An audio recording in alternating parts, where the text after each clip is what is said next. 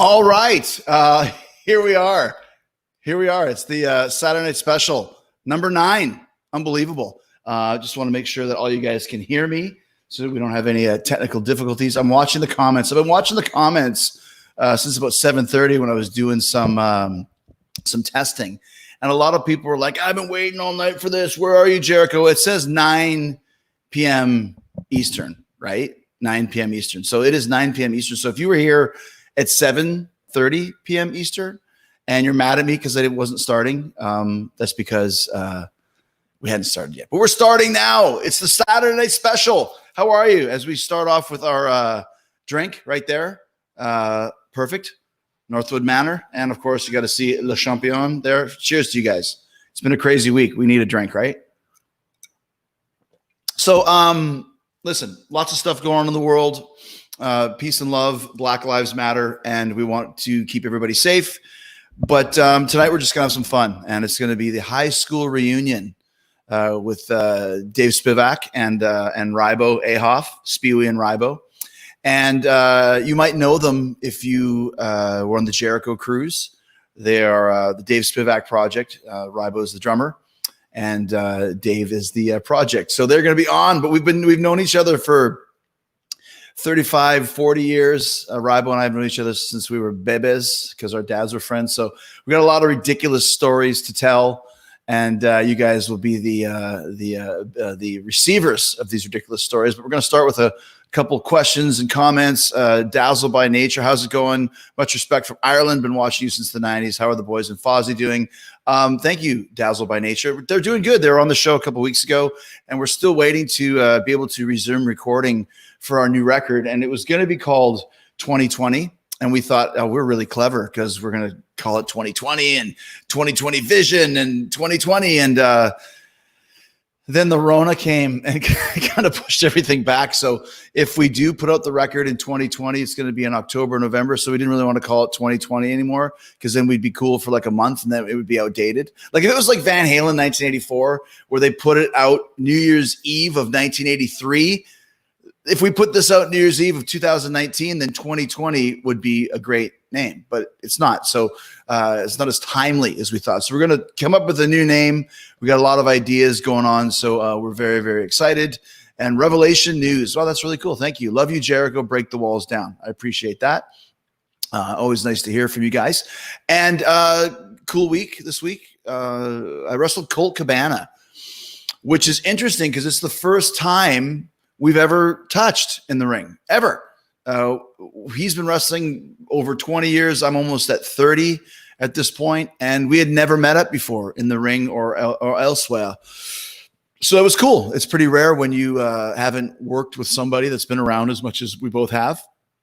But we had a fun little time there. And, of course, moving forward with the Mike Tyson story, what are we going to be doing? That's to be determined. Hopefully we'll get in there and do something. Street fight, wrestling match, boxing match. I don't give a shit. I'll box Mike Tyson. I've been knocked out by less. No problem there. So it's good. And, of course, the Orange Cassidy involved. And I'm a big Orange Cassidy fan, so I'm looking forward to working with him. It should be pretty cool. And Sammy, of course, Jason Kohler said, will Sammy ever take vocal lessons? If you saw Sammy's performance where he sang Judas this week, this was not planned. He obviously, we knew he was going to sing it, and I had the idea of giving him a mic. He won't get a mic in the future because he was so far behind. I don't think he understands when the song is supposed to start and when it's supposed to stop and all that sort of thing. But he was just tremendous. He was absolutely amazing. So kudos to Sammy Guevara and his singing skills. And I loved his riding around on the scooter, which was hilarious too behind him. So lots of cool stuff. David Rinn says Stadium Stampede was a masterpiece. I hope all of you decide to do something similar to that again. Hats off to all of you. Thanks, David, from Facebook for saying that. Yeah, the Stampede was pretty cool. We talked about that last week. And we actually have a special Talk is Jericho this week with the Inner Circle, all 5 members. Santana, Ortiz, Jericho, Sammy, and Jake, talking about many things. And, of course, the Stadium Stampede was one of those. So very, very cool stuff. And let's see what else we got. Just a couple questions and rock and roll before we get started with the high school reunion. These questions, once again, if I don't get to your question, I apologize because they go by so fast. But I'm trying to find some. Let's see what this is. Do you have Kim says, do you have a favorite championship that you won? Thanks, Kim, for watching the show. Probably the AEW championship because it was the first time ever, the first champion. Cheers to you guys once again.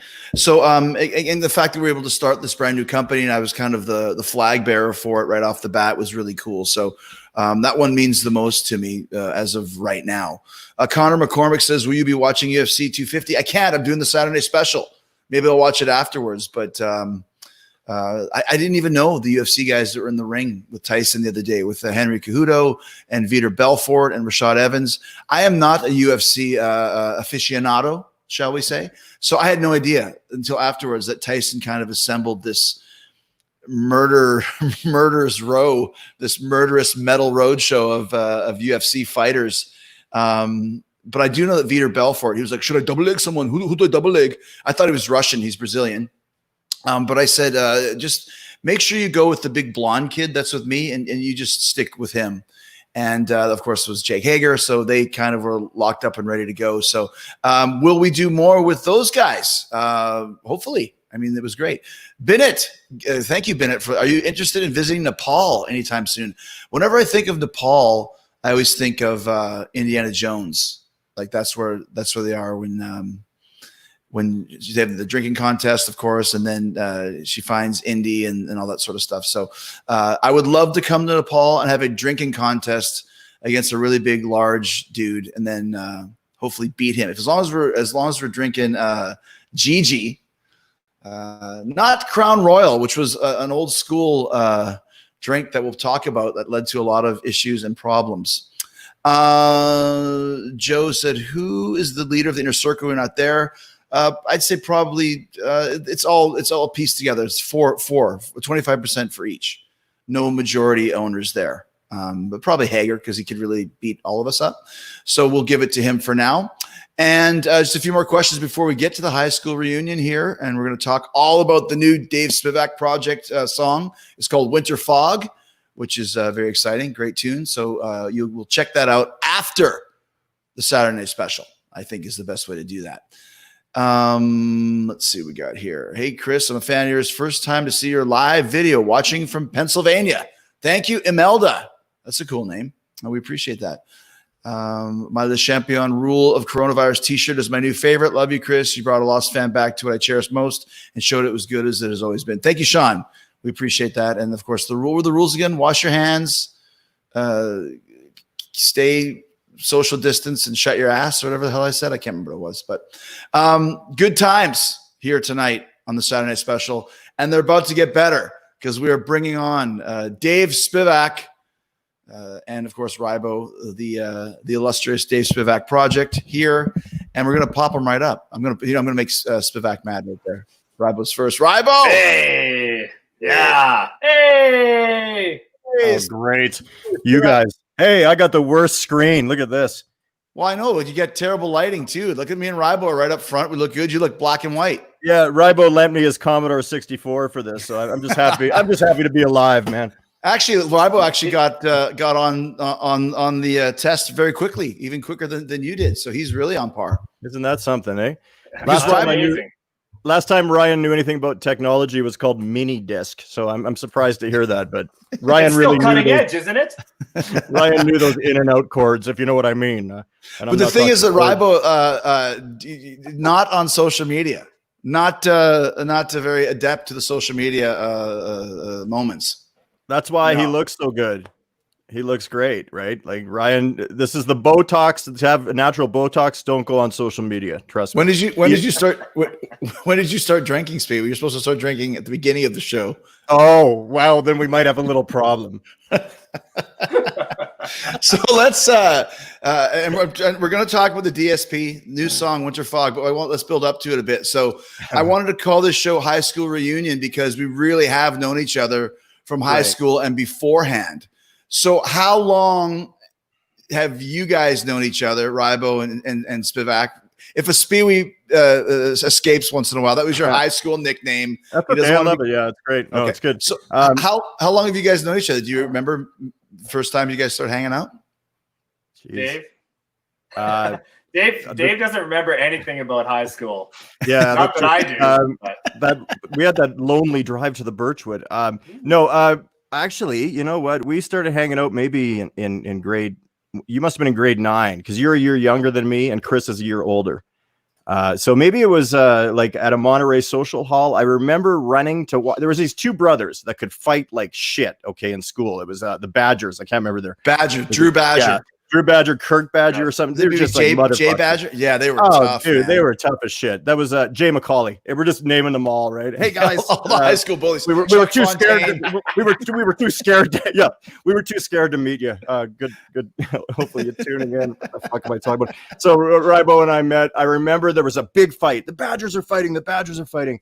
And Ryan and I ran through a field, and I stepped on a nail through an old board, and I was hopping around. I said, Ryan, my foot's bleeding. So we went to the Grace Hospital, and we go. You remember this? And we go into the hospital, and my foot is bleeding.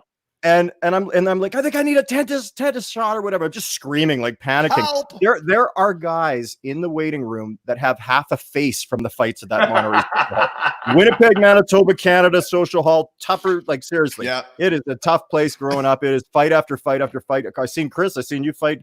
Legendary story where you picked up a lost Bravo, I think, and threw him over a table. And that's a biker, that's not to kiss your ass, because that's not what this is about. Okay, he can fight.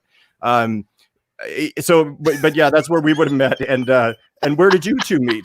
Hold on. This is already great. So let's talk about the Monterrey Social Hall. So this is how crazy it was. And we're off and running, guys. We told you. So the Monterrey was this place just outside of Winnipeg, probably about 20 minutes from where we live, because we live kind of on the east section of town, or the west section, west. So it was kind of the outskirts of the town, and they had this kind of, as a social hall. Now, back in those days, a social was a thing that people would sell tickets to, and you would buy tickets to the social and then go hang out there.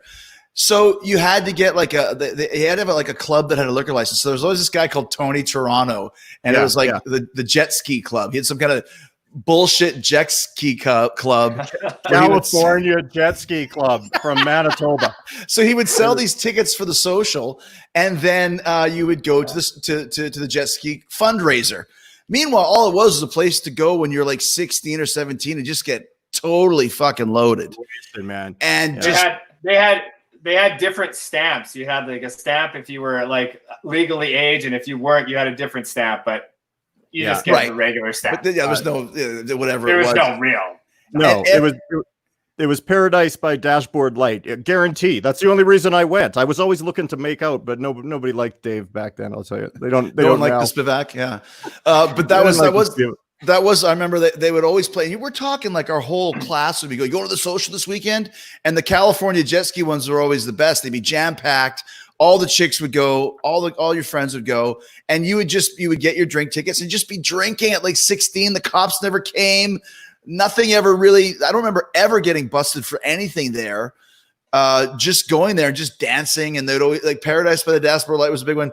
Mama Let 'Em Play by Doucette. Yeah. Mama Let 'Em Play. Wild thing. So yeah, you would just go there and just hang out. Like you could never get away with that. Like now, not even close. No. It was always. Go ahead. Go ahead. I was gonna say it was always you'd have.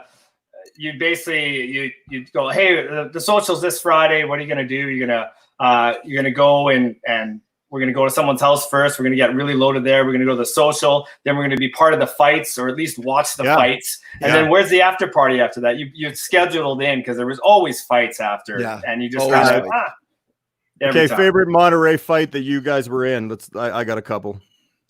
Well, I mean, I forgot about Los Bravos, and that was like the Hells Angels of Winnipeg, and we did get in a fight with them, and I got the Duke over one of the Los Bravos, which was great. That's true. I don't really remember what happened, but I do remember I beat up a biker, ladies and gentlemen, at about 18 years old. Yeah. That was the start of your wrestling career, basically. Yeah. Spiv, how about you? I had one that I remember because I was Brad Bugacki was fighting some guy. They were mouthing off, and these guys went and swung at him. That's a real person, by the way. I didn't make that up. You got some great names coming up, guys. So Bradford Bugacki. and gloves. I think it was Brad. Anyway, there was somebody came at him, and then we all come running in.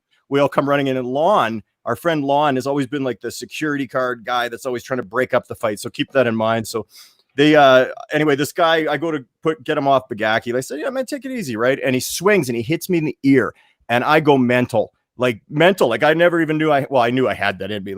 Anybody we know that. But I mean, I usually don't show it, right? So I just went. We got in a big fight. I'm not going to get into details, too violent, but Lon was trying to break people up, and people are just swinging at Lon like they didn't even care. Like it was a big show. But I hit this guy a few times really bad. There's blood everywhere. Whatever, it was stupid. I was 17, and I went out to Lon's car to cool down. And his friends came out, about 10 of them, and they're going, "Where is that guy?" And I'm hiding now. I'm underneath my steering wheel, like Lon's steering wheel of his old car, and I'm just peeking up, holding my breath, going, "God, I hope they just go by. Like they'll kill me." There's 10 of them. Yeah. So then another friend, Kerry Stephenson, who was a good fighter, sees them, and we had the same hairstyle at the time, and they say, "There he is." And Kerry takes them all on. Kerry takes them all on and beats the shit out of them, and I'm peeking through the window watching. It was, and I've carried that my whole life. I'm the same person. I'm a complete coward. Get him, Kerry! Get him, Kerry! The best was I remember the one time with Rocky Rumpel, Warren Rumpel. He got in a fight with like a Filipino group. I'd say a Filipino gang, but there was like 3 or 4 of them or something. Yeah. And he was super mad. He went, "You want to fight? You want to fight?" And he took a swing at the guy and missed him by like that much. And then the guys just jumped on him and started kicking his ass. He started screaming, "Herves! Herves! Help me! Help me!" So I had to go in there and I remember that one. I remember that when you picked up a guy and threw him and he landed on the just table of those cube cheese. Kubasaw and cube cheese. Yeah, exactly. So Rybo and I first met, going back to when did we meet? Because our dads were friends, Teddy Irvin and Joe Ahoff, because he was Joe College because he was smart. So they were friends. So my first memories of friends was you and your brother Kevin. So I'd known you since you were born, basically. Yeah. You basically held me in your arms when I was a baby. You a baby? And a few times since, but only because I was puking because I was so drunk. But at Boston Pizza. Oh, that was a bad one. So we kind of grew up together. So our parents would come and they would hang out, and then me and you and your brother would always play in your basement. And we got to tell the story, Jojo and Biff Biff. Tell the story, Rybo, about Jojo and Biff Biff. Jojo and Biff Biff. We had this, my dad worked for the liquor commission, so we had a pretty good stacked bar, full bar. We didn't drink at the time because we were only like 6 or something like that. We didn't start drinking until we were 10. Yeah, you only smoked cigarettes then. Yeah, a few years after. But anyway, and we used to play this game where my brother was like a millionaire, and he just run around throwing out Monopoly money, and then we collected. We lived under the stairs at my parents' basement. There was this little storage place where we kept the Christmas tree. And we just would take the Christmas tree out, and then we just pretend that was our little house, and we come out. Hey, we were like bums. We'd walk out and hey, look, there's some money. What should we do? Let's go to the bar and spend it. And then we go there. That's great. Then we go there. My brother was the bartender, and he'd give us. We were bums, Jojo and Biff Biff. I don't remember. Were you Jojo or was I Jojo? I don't remember. I think you were Jojo and I was Biff Biff. You wanted to be Jojo because of the Beatles song. Yeah, let it get back. Yeah. And then I didn't know what name to be, and you said, "Why don't you just be Biff?" And I'm like, "Well, I want to be Biff Biff. If you're Jojo, I can be Biff Biff." Jojo and Biff Biff. So yeah, we would go out, and then we would get the money for that. We can never remember what his name was, Mr. Malamar, or whatever. Something. Yeah, whatever the rich. So he would give us the money, and then we'd go spend it at Ahoff's bar. Now the best thing of all was his dad did work for the liquor commission, so he had a well-stocked bar. But what it was just there were bottles of booze, and the only label was like a typed vodka, gin, rum. So there were all of these I remember clear bottles with just the white little writing of what the alcohol was on it. The scotch bought was them about all for- $500 scotch, actually. The scotch was really Was it? good. You always knew that. Yeah, You're you just smart. went to the label, just said scotch. He was hiding a $500 bottle for sure. Well, my we dad used to get we were these. 12. I could tell the difference. You mixed dad it what? with Coke. Yeah, My right. dad used to get these cheap bottles because if the labels are peeled off or something, they couldn't sell them. So they just pour them into these generic bottles, and then there'd just be a typed thing that said vodka or whatever. And he bought them all for $5. There was one time we had a party, and I was really kind of sick, and someone said, "Hey, just drink scotch if you're sick. It won't make you any sicker anyway." So I drank a whole bottle of scotch, probably mixed it with Coke. I had no idea. My dad told me later, he's like, "You drank one hell of a nice bottle of scotch there, Ryan." Scotch and Pepsi. Chad's favorite drink. Yeah. Exactly. So then the first time I met Speewee, it's a classic story. We've told it before, but we'll tell it again. We used to have these, we call them air bands in high school, which are basically lip sync competitions, but they're air bands. And I was doing a WASP air band. I Want to Be Somebody. I was Chris Holmes. There you go. And in the bathroom, I meet this timid, scared, shy youngster. Very skinny. Very skinny. Who was doing an air band of his own, and he was doing Kiss, Heaven's on Fire. But he made the rock and roll faux pas. He was wearing a rat shirt to do the Kiss air band. And I said, you can't wear a rat shirt. That's not for true. A Kiss. Okay. I'm out of here. I'm gone. See ya. All right, what happened? Tell us the story. No, that's okay. I don't want to interrupt your rhythm there, but I was gonna go shirtless, okay, and I was skinny. I looked good, guys. Like honestly, I wish I had that body. Perfect waist. But I had so much acne. I had such bad acne. It was terrible. And I was like, God, I can't go on stage with all this acne. But yet the lighting was dark. And they had a cool setup there too, if I remember. You know, it was one of the best stages I played on. Was grade 7 air band. Westwood Collegiate. All downhill since then. Hey, that was a sold out crowd. And I had too much acne. And I just said to you, I go, yeah, I was thinking, wearing the shirt, or you go, yeah, I would just take your shirt. And I was too insecure. So I came out with the rat shirt on, and everybody laughed that I was wearing a rat shirt singing Heaven's on Fire from Kiss. But is that really a big deal? Like, seriously, like, doesn't Paul Stanley ever wear like a crocus shirt and do it? I guess not. I feel sorry for my young acne back self right now. Actually, what's the name they called you? Zitback. David Zitback. I can handle that. Whatever. Bring it on. I don't give a shit. No one's going to be following you around calling you Zitback now. Don't worry about it. Yeah, whatever. I'll just keep showing pictures of my back. I'll have a whole Instagram account of my back. Clean back. Yeah. So we were all in different grades, though. I'm a year older. Well, I think you were, when I graduated, I was in grade 12. You were in grade 11, Dave, or grade 10? No, I was 1 year behind, I think, or maybe not, because you're a year and a half older, I think. Yeah, I think I was grade 12. You were 10, and Rybo was grade 9. I was 1990, class of 1990. Right. Okay, so I was 88, and you were 92, Rybo? 91. Okay, 91. There you go. So yeah, but we 91. So we didn't really hang out a lot. You were part of the gang in high school, though, Spewy. You were part of our gang. Yeah, man. I mean, the cheap ass horror movie club, which we had some fantastic moments, but I kind of got brought in kind of through Van Horn. I think, I was always hanging out with guys I went to Sansom Junior High with, which that's another show. People, that place wasn't right. Yeah, I got my bike stolen from there 3 times. Yeah, that was to steal my bike. Yeah, there was murders. Bunch of bike thieves there. So yeah, through that, and then we would, we had so much in common, all of us, because we love pop culture, we love movies, and we used to make movies, little like cheap ass horror movies of our own with our, parents' video cameras and shit. So we had our friend Matt. Doesn't sound good. Yeah. You could go to Pornhub and check them out at any time. Our friend Matt was in. He had a father, Harold the director. And Harold, the director, had a video camera, one of the earliest ones that you could actually make movies off of.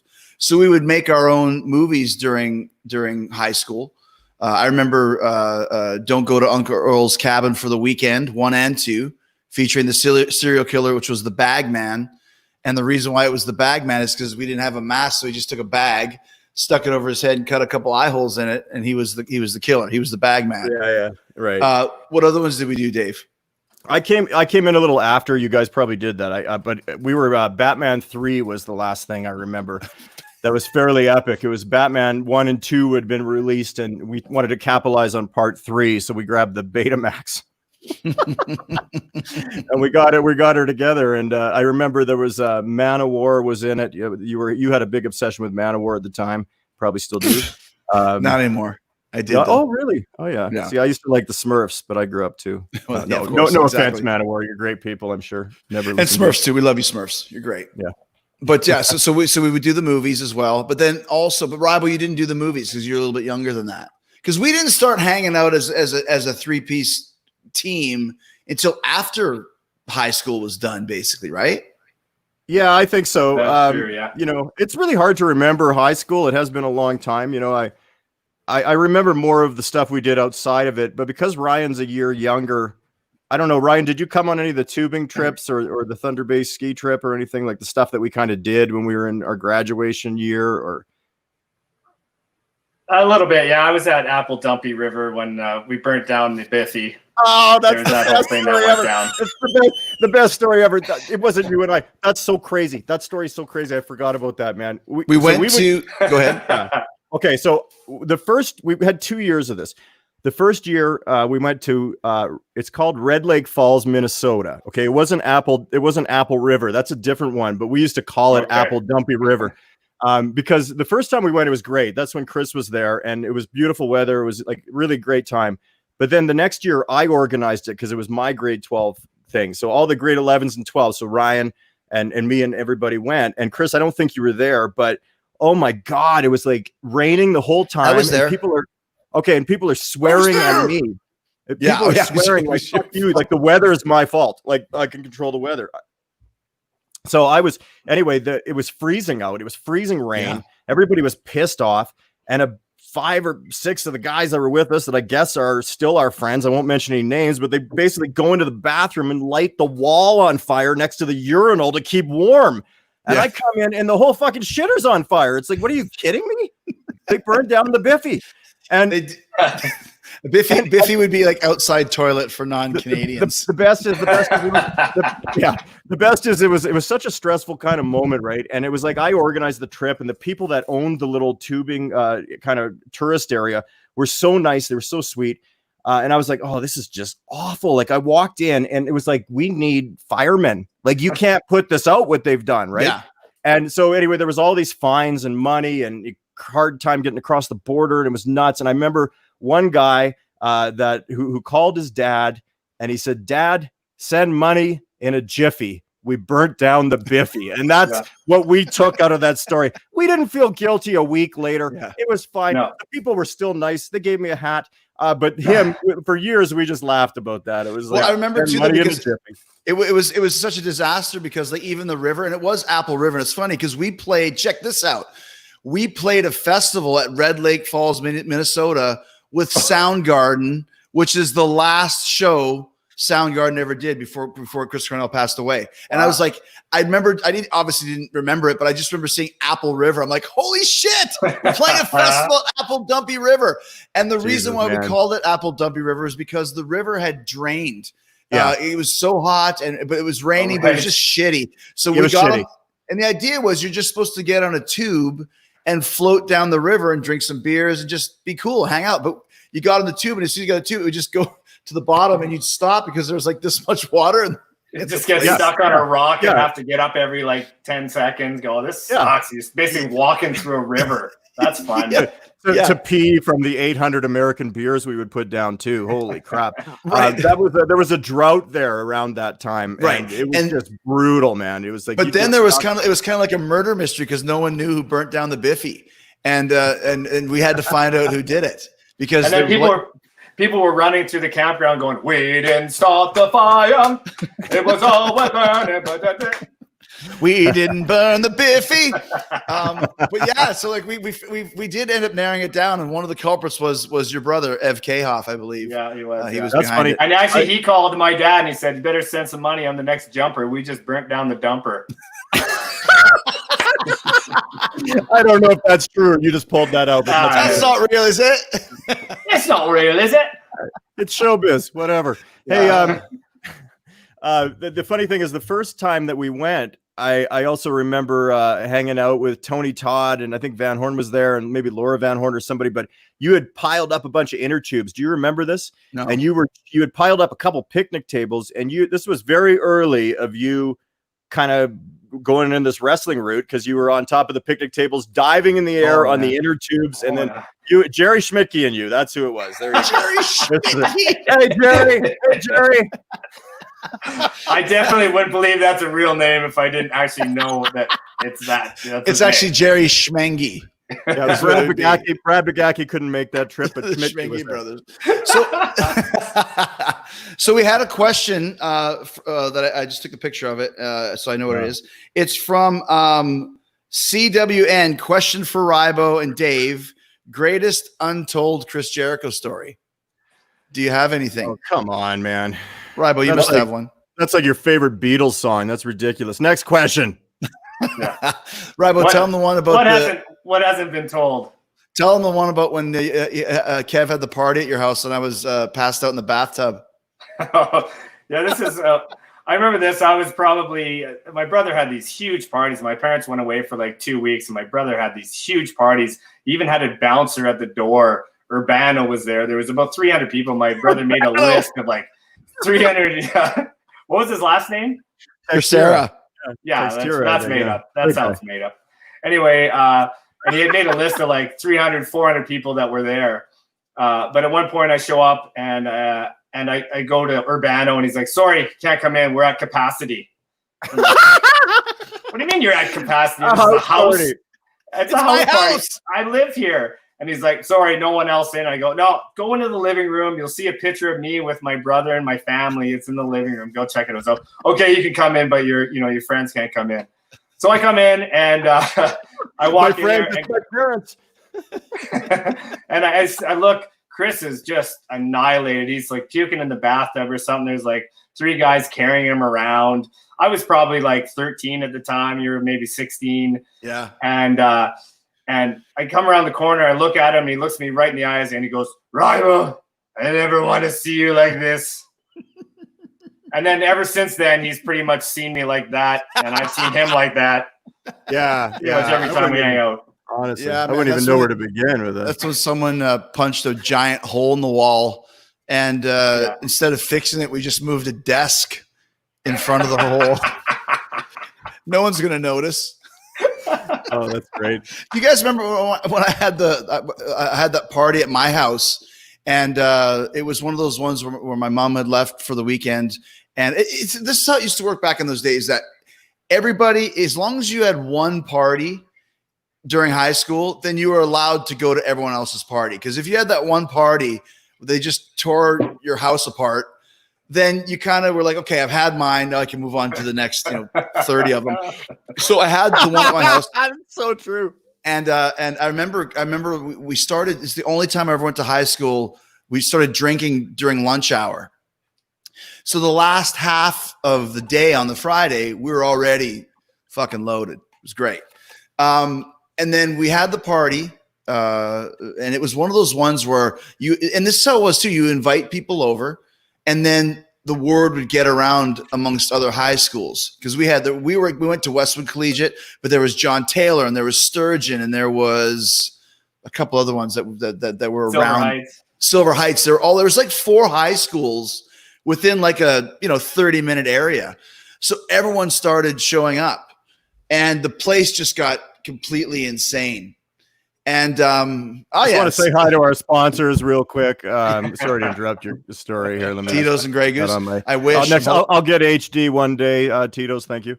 I'm hoping for it. So everyone showed up to this party, and it was one of those things where I said, look, there's only a couple rules. Don't go into my mom's bedroom and like whatever the hell else there were. And of course, there's so many people coming in, and I go into my mom's bedroom, and Henderson is in there with some chick. I'm like, I told you, you of all people. She's like, yeah, it's okay, buddy. No problem.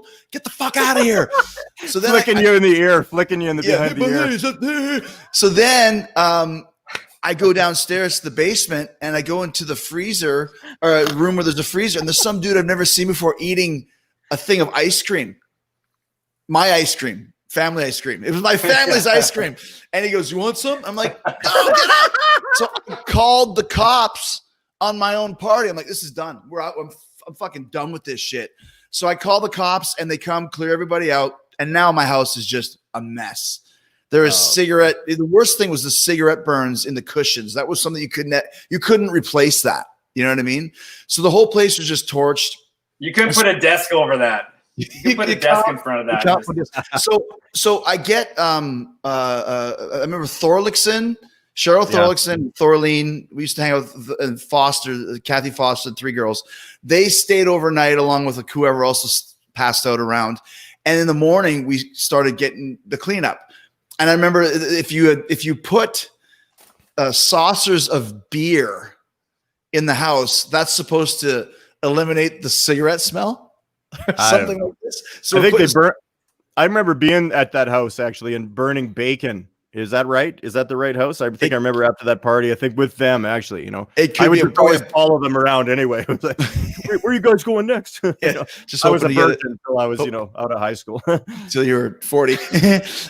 So we've got these saucers of beer. Maybe we're burning bacon and we're cleaning up the stuff. There's like trash bags full of garbage and beer bottles and whatever the hell else there was.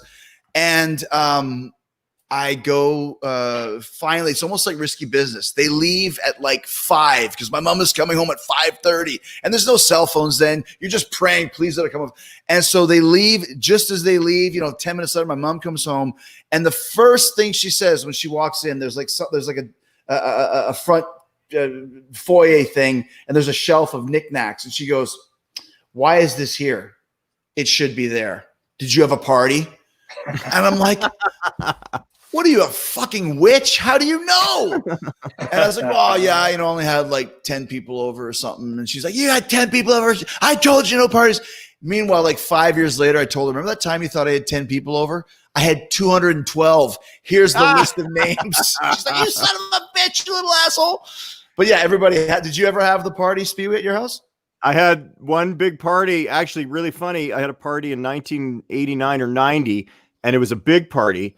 And it got crazy too. Like people were taking toilet paper rolls and throwing them in the trees in the backyard and burning them and crap. And I sent you a mail. I mean, a letter, I guess you call it. It's been so long. I put a stamp on it. I put a stamp on it. That was pre-SARS and COVID, and I was able to do that, and it was no big deal. But I sent that to you, and I said, "Yeah, I had a party." And then you sent me a letter back. I guess you were in Calgary, I think. And you're like, "You had a party out of all people," because I was always super paranoid of getting in trouble or like, "Oh, I don't want anything done in the house." But yeah, it was crazy, and I had to. I didn't have to call the cops, but I probably just went nuts and got people to leave. Not like Lon kind of. Well, never mind. Let's not talk about Lon. Lon would still be in jail right now if we told that story. Speaking of lawns and freaking out, let's talk about the lawn attacks that we used to do. Where we would come to somebody's house and oh Jesus! Basically, explain what we used to do, Ryan. Well, we had Dave was the first guy that I think got it. Where our good friend Matt Ritchie had a truck. It was a total beater truck, and he used to do. I may not have been the first guy, but here's the thing: is that we had this movie club called the Cheap Ass Horror Movie thing, and we would get together and we would often, it was stupid. It's like you would dress in costume as an idiot, you tried to be weird. Van Horn's mom's wigs, we would just take them and go to Jumbo Video to rent a movie, go to somebody's house, watch these despicable cheap ass horrors, the worst acting you've seen, but just vicious. It was fun, great stuff. Yeah, good times. And good times until the Gornos came out, and then it got a little gray area. Let's not go there.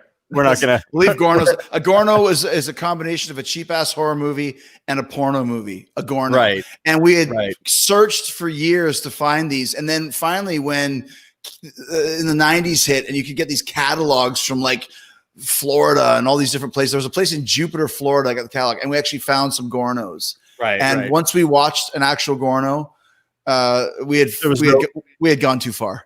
Yeah. I was I went to the hospital. Yeah, so we were So go watching ahead. that stuff, and anyway, in our group of friends, just like probably anybody, I don't think we were any different, but it was a real brotherhood, and Yeah. and everyone's like, oh, you coming out to the the cheap ass tonight? And I'm like, I can't, I can't remember what I had going on. It doesn't matter, but I just didn't go. That's the way it was. And I wake up in the morning. I had a bedroom in the basement at my family's house, and my dad is just and my dad is screaming. He is screaming at me from going, get the hell up here right now. And it's like, seriously, it's like 8 a.m. And I'm like, I was sleeping until 4 p.m. back then. Now I'm up at 10. I'm responsible. I'm up at 10 a.m. Don't worry about me. But and he's absolutely losing his shit. So I come outside. I go, what? And he goes, what the fuck? He goes, look what your friends did. And I walk outside, and like the picture barely shows anything, but that whole yard was full of real estate signs, City of Winnipeg signs, sprinkler systems, ornaments, anything that you guys found and put in the back of your pickup truck and brought there to teach me a lesson. One night I wanted off from a movie night, and I get destroyed. And by the way, that hasn't changed. And this yard was so done up. The greatest story, my dad is going to kill me if he hears this, but he won't. There's a Winnipeg Sun paper box. So back when you could go to the corner, put a dime in and grab a dime. That was I'm me. like 100. Yeah. And So, used to be 5 cents for a Coca-Cola, eh? And I'm sure enough time has passed that we're not going to get into trouble for this, but it's in the middle of the yard. And my dad is so mad. He goes, they're going to reopen the case. Yeah, my dad goes, I think the statute of limitations has run out on that one. My dad says, he goes, your friends are a bunch of assholes. And he drop kick. He kicks. I should say drop. My dad, he went back 20 feet, left the air. My dad kicks the paper box over, and change goes falling everywhere, like a huge pile of change. And he looks around. My dad, he's looking, he turns into like, who's the Uncle Leo from Seinfeld? He's looking around and he's grabbing the change. Right. And he's going, just keep watch, he's saying. And he's walking into the house with a Ziploc bag full of, it was probably saran wrap back then, actually. It was saran wrap bag with some powdered milk for dinner. We got a little powdered milk and a little saran wrap bag of change. And we were able to get to the grocery store. Let me just say this. So Matt, the aforementioned Matt, Harold, the director's son, had a pickup truck. So we went around and grabbed all of these things. You can see there's a for sale sign. There's a city, like, if there's like a pothole or something, they put that like kind of a rocking hobby horse thing in front of it, like a hurdle. Then you see Shirley Manson, not from Garbage, as the NDP representative, which is no relation. No relation. Which my dad was not voting for back in like 1987 or something. That's from 87. You can see there's a little gnome over here and so we just basically. It's terrible. We drove to people's lawns, stole all this shit, put in the back of a pickup truck, and then dropped it off on Speewee's lawn. Yeah, we did numerous numerous drop off. You go pick up somewhere else and drop off again. Yeah, I wasn't the first and I wasn't the last, and what Van Horn got was absolutely despicable. Way worse. It was insane. Just flashing lights everywhere, and thank God, patio sets. It was bad enough that I was a 17-year-old virgin that I had to deal with having the worst yard done in. Van Horn got screwed, and I took the power of Van Horn being screwed and made me better. Check out my single Winter Fog. I'm a good person. Van Horn, honestly, I wasn't involved the night that Van Horn got done in. Actually, I was. And we used Matt's truck, and you guys, honestly, or me, I guess, we picked up construction signs from the perimeter. The perimeter is a huge highway that goes around Manitoba that the Winnipeg, the city, was kind of supposed to expand to, but never did. So you still feel like you're like, wow, downtown's still 800 miles away. But it's a perimeter. And we were picking up, like, you know how when you see it, you're driving at night, and this isn't cool, by the way. This isn't cool. I'm not condoning this, but we were idiots. When you see like the big, huge red turn signal that tells you at night that you got to turn because there's like a, no road or something. We took it. It had a battery pack, and we put it in his driveway, and it just flashed at his windows. It's not, by the way, obviously we didn't own our own homes. We didn't have mortgages. I mean, we were 17. We had no responsibilities whatsoever. I feel sorry for all our parents, See, supposedly VH's brother woke up the next day, his older brother, Dolly, and saw it and called the cops. I think that's his Tape real from name. Spiv. It's true. It's true. It's true. Don't And say it's what they used to mostly- call his other brother because that's not politically correct nowadays. Okay, we won't say any of that. Yeah. Okay, so- I don't even remember, but Baby. so what? It was Yeah, more than maybe. that. But anyways, go ahead. So Okay. It was apparently the cops showed up and they laughed when they saw it. They thought it was they funny. did? Yeah, Yeah. Dolly was, Yeah. Dolly was very serious, man. Dolly was like 9 feet tall when we Yeah, first she met her. was So very- VH's friend Chris Van Horn, who had a really hot sister called Laura Van Horn. She was super hot. And she loved us. She loved our weird, stupid group. I think she was like, if you were watching like a teenage 80s comedy, she was like the rich, hot girl. But she liked hanging out with the idiots. So there you Right. go. Right. Yeah, they definitely had a sweet pad on the river. That's about as good as it got in Westwood. Yeah. Yeah, they were wow, there. They live on the river. The river. Yes, live on the river. Yes. Any Westwood stories from back then? What's that? We just told 10. You guys got any Westwood stories? Melody says this is the most hilarious comedy hour. Thank you. I'm glad you Yeah. enjoy it, Melody. Yeah, I appreciate that. We some- highly doubt that. Something else that we're always very interested in and into was music, of course, back in those days and even to now to this day. And we're going to talk about the DSP. Don't worry. This is why we're here. But somebody had asked earlier and I lost. Kevin says, I thought a Gorno was that alien Captain Kirk wrestled with on a Star Trek episode. That's good. It's not quite, but it's very close to a Gorno. I'll figure it out. Someone asked, what was your favorite album to listen to when you were in high school? So, Rybo, is there some albums that stick out for you that really influenced you in high school that you enjoyed? I'd say the two that come to mind first would be Master of Puppets by Metallica and Synchronicity by the Police. Probably listen to those albums a lot. Those bands for sure. Well, because you also had the amazing Lars and Justice for All mullet. I had the exact same hair. That was Exactly. just, You're the only guy I ever knew that had the same hair as Lars did on Justice for All. it always pull it forward so that it looked good from the front, and then from the back, there was just like nothing.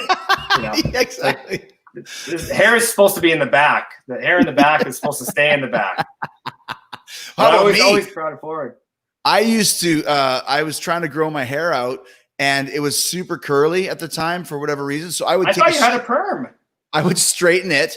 And even better, there used to be a thing called a crimping iron. That's something for all you 80s people. I would crimp it and then I'd put hairspray in it and crimp it to try and keep it straight. So it was so dead. There was like hairspray and it's burnt and it's just like, Yeah. So my hair was so bad. My nickname about my hair was what? Steel wool, baby. Steel wool. Exactly. Steel They used to wool call me. They used to call me Steel Wool because my hair was so frizzy, like steel wool. Afraid of conditioner, very afraid, terrified of conditioner. I used to do all that shit though. I There was know you did the L'Oreal, VO5 hot hot oil bombs. treatment. I know Lee press-ons, everything. We get it. Jesus. Yeah, so that was kind of the idea for that. It was years before Crest white strips were available. Yeah, You would have been That was on when the Spew was the male model back in the Yeah. Oh days. God! Back in the day, 32-inch waist, white strips, beautiful tan. Still a virgin though. You had great hair back in the day, Spew. Let's talk about your hairstyle. It's fine. It's good. I No, still have back hair. then, back in the 80s. Oh, back in the 80s? Yeah, I don't know. I mean, I went through stages. Whatever. I thought I would change it up a lot. I was like Bowie. You know, I was the Bowie of junior high school. It's like, Yeah, that's I what we grew my always- hair that's what- long. That's what and we then I always would- called you.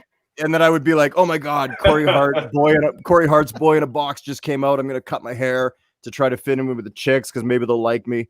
You know, it was a typical story, man. I didn't care. I sold out, man. I Pee-wee sold out in Stardust. school. Yeah. What album were you listening to back then, Spew? that you Bands, liked? John, Dave, Spivak. What? What records were you listening to? What music did you like back then? Oh, I mean, I was like a Zeppelin maniac. You were. back then. You were. Yeah, a I Zeppelin was maniac, like, yeah. it was ridiculous. Like people are, I mean, I loved Ronnie James Dio a lot. I loved a lot of metal for sure. Like, don't get me wrong, I really love metal, but Zeppelin was like, holy shit, are you kidding me? Like Zeppelin 3, probably my favorite album back then. Since I've been loving you, like come on, man. It's like, that was just nuts, especially for a virgin to hear stuff like that. You know, you would daydream about finding love. Since I've been loving you, whatever that means. You know, I haven't had sex. Celebration Day, and you know, immigrant song. I felt like I was sitting.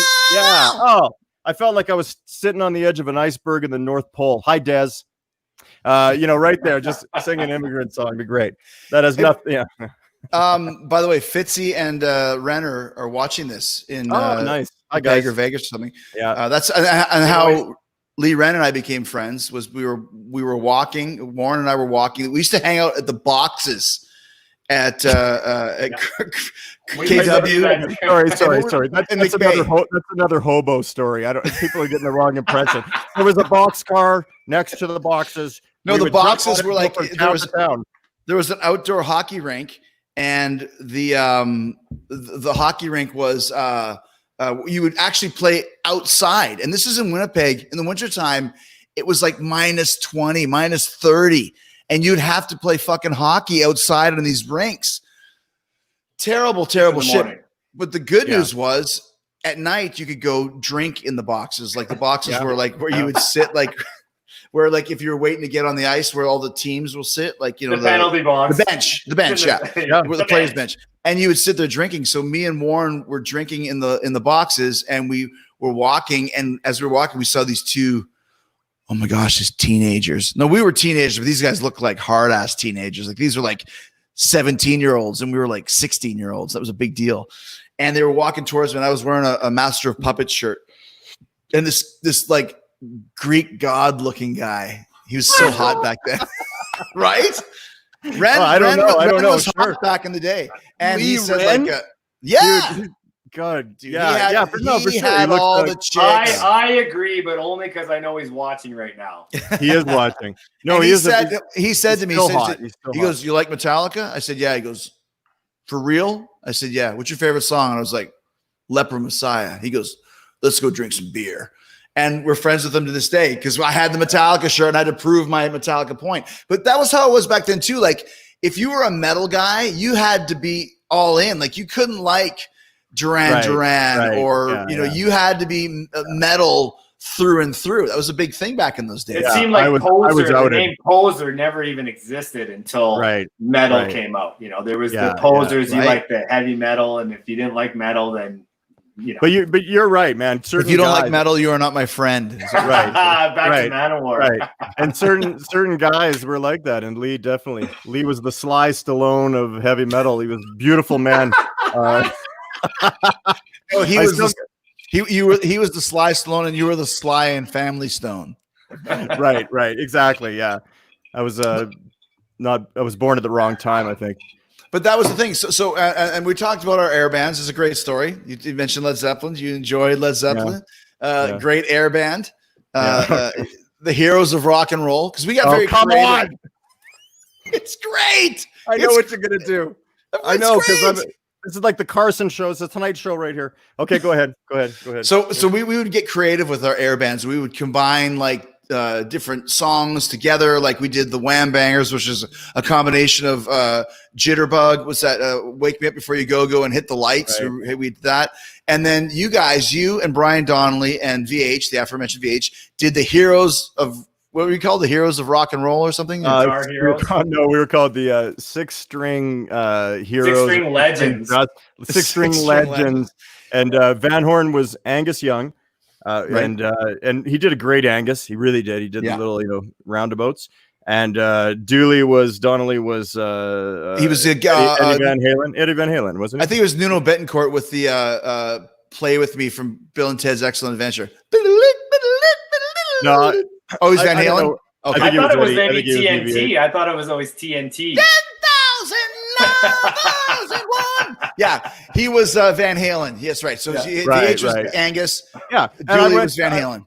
And I went to what I knew. I was Jimmy Page from Led Zeppelin, and I couldn't I was gonna try to make the pants that he had from Song Remains the Same, which is like these black pants with bell bottoms and moons. And then so I grabbed a pair of slacks, and then I grabbed a needle and went, I actually don't know how to do anything, and I still feel that about basically anything I do. So I gave up on it immediately. And then I looked, and I was like, well, maybe I can turn into Jimmy Page from the Firm days, right? Which is just a curly black wig and red suspenders and a white dress shirt. So I put the red suspenders on, white. I already had that because I had a grade 7 grad. I mean, it was a big deal. And so I threw that on. I basically took off the little skinny leather tie, and I had the suspenders, the white shirt, and I grabbed, like, I think it was Donna Van Horn's wig. VH gave me her wig. I'm pretty sure. So I put it on, and I get out there, and I'm like, bow, no, bow, no, and I go, bow, no, and I put my head back like this, and the wig falls off in front of 150 people or something in Westwood High School. Best stage you ever played. And I mean, this is my second Spinal Tap moment, and it's not even 1990. Keep that in mind.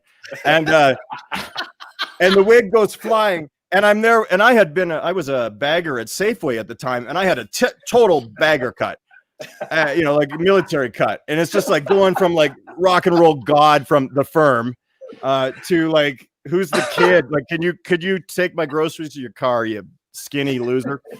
So yeah, that was it. Hi, Lee. Bagger cut. I've never heard that before. Oh, yeah, he had the bagger cut. He made a great video, Spewy did, for the friendship of me, Rybo, and Dave. He did a great video with our sing-along song tonight. And there's a picture of you and me at the Jets game with my son Ash, and they caught us on camera. And the Jets scored, and we're just like, yeah. And Spews goes, and he's got this. Oh no, I was like, arms up, like just looking. I look like Al Kinnear says to me, he goes, dude, you look like a scary big Russian. Like you just put the nail in the coffin to Canada. Game 7. It was just it's like, duh. He's got the hair, it's all shaved, and it's just okay. Listen, my hairdresser had a baby. Hi, Carolina.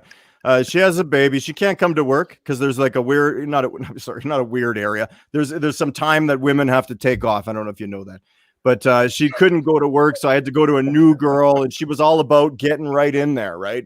And she did that, and after a couple of weeks, it looked good. But I got that beaner like maybe a week before I went to Florida to visit you, so yeah, I looked ridiculous. I get it. Let's talk about our music, our music days together. We'll start off with Rybo and I, because Rybo and I have played in a band together, kind of.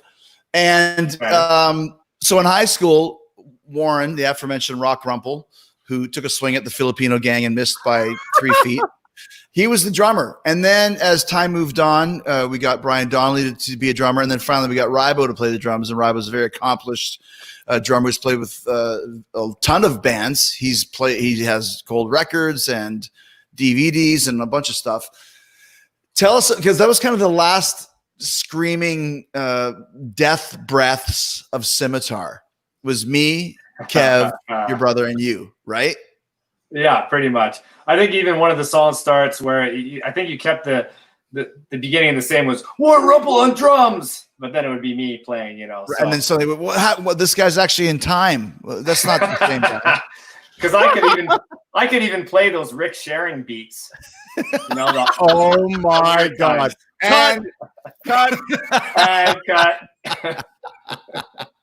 But so we jammed a bunch, and then when I went away to wrestling school, when I went away to school and came back, we decided to do some jamming. And the best part of all was like, okay, we haven't jammed in like 3 years.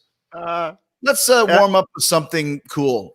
Let's just warm up. And what did we decide? We decided Shy Boy. Yeah. By David Lee Roth. Not the easiest thing to jump into. Not a jam along song. Exactly. And let's do like TNT, or let's do like, Iron Man. No, let's do fucking Shy Boy, which we've never learned. And when that didn't work, let's do Under a Glass Moon by Dream Theater. Also, surprisingly, didn't work. Didn't work either. Didn't work. No.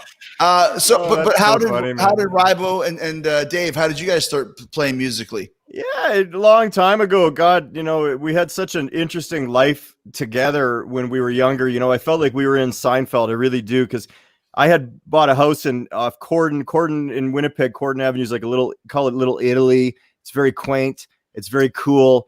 You could walk out of your house and see a jazz band playing on the corner, or you can head out to to a bar and meet your friend. And Ryan lived across the street, so there was always jamming. There was always an acoustic guitar, and I always remember I probably knew like one chord, and I just wanted to play with Ryan. And he was so probably just being nice, but I would just hit the one chord and he'd go, dude, your rhythm's amazing. You got great rhythm. He kept always saying good timing. Always had good timing. I don't play to click. I don't play which is to important for a drummer. Yeah. Right. Yeah. Yeah. I like playing with people that can actually keep time. Yeah. Like Dave, he played the one chord and we played and it was great. Now he's up to like 3 or 4 chords and the timing is good. Wow. Hey, you don't need any more if you got something to say, baby. But that was back a long time ago, but we played a lot of music together, and then Ryan would always make trips out to the family cottage where we would play a lot. So there was just a ton of shit going on. Like it was just constant, why are you laughing like crazy? It's we played. I got it.